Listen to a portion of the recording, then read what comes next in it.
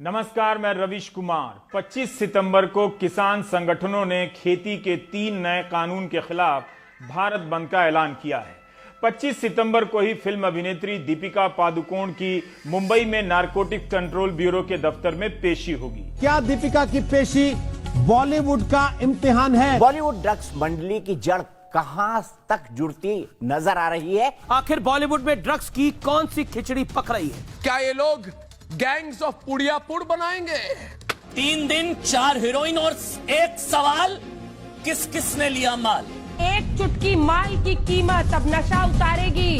3.5 महीने से सुशांत, रिया, कंगना, उर्मिला का कवरेज देख रहे हैं। अब दीपिका का कवरेज चलेगा। अब इसके बीच किसान आ गए हैं, तो गलती किसानों की है।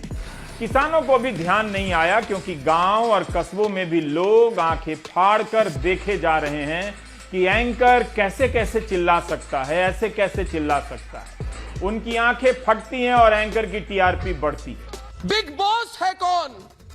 ड्रग्स की ये देवियां, ये हशीश वाले हीरो, नशेड़ी भंगेड़ी अफीमची लोग। 25 सितंबर को किसान भारत बंद नहीं करेंगे, बल्कि न्यूज चैनल किसानों को नए भारत में बंद कर देंगे। स्पीड न्यूज में भदर भदर निपटा दिए जाएंगे और डिबेट और विस्तृत कवरेज से गायब कर दिए जाएंगे।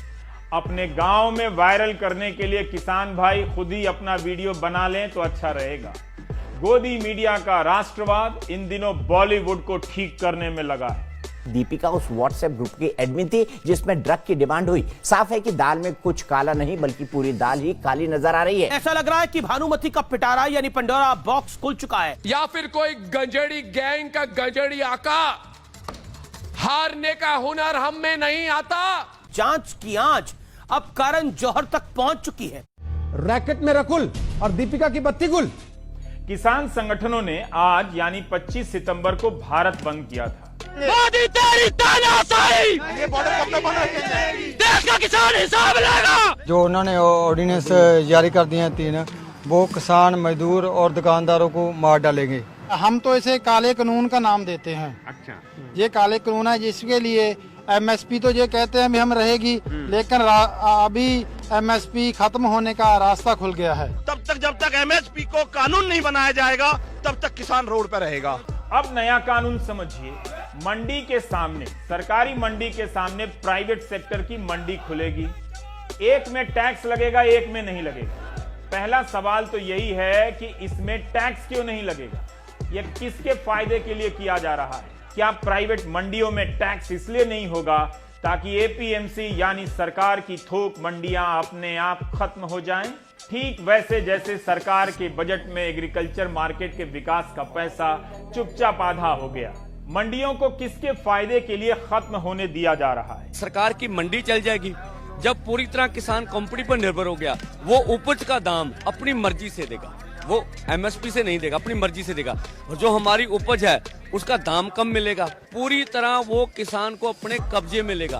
और 8-10 सालों में जब किसान पूरी तरह उसके गुलाम हो जाएगा, तो हमें खेती से बाहर निकलने के लिए जमीनें बेचने से अलावा कोई चारा नहीं बचेगा। हम बेच के जान छुड़ा के निकलेंगे भाई, हमें छोड़िए। ये है प्लान। इस तरह का प्लान एक मीठा जहर है। 2022-23 तक किसानों की आमदनी डबल करनी है। इसी के लिए सब हो रहा है। बस कोई यह नहीं बताता कि सरकार इस वक्त कितनी आमदनी मानती है जिससे वो डबल करना चाहती है। कोरोना से कितने डॉक्टर मेरे, सरकार के पास इसका डेटा नहीं है। लेकिन इसका भी नया डेटा नहीं है कि किसानों की आमदनी कितनी है। अशोक गुलाटी ने लिखा है कि औसत आय बताने का डेटा 2015-16 के बाद आना बंद हो गया। हो सकता है कि कुछ अच्छा होने वाला हो, लेकिन यह अच्छाई की कैसी आहट है कि जिसके कदमों से आशंकाओं की आवाज आती है। भारत का किसान जिला संस्करण का गुलाम बन चुका है। नेशनल चैनलों पर आज उसे कितनी जगह मिली, किसान ही जाने और उसकी तकदीर। सोचिए किस तरह का नंगा नाच खेला गया इस देश के अंदर और सब चुप रहे।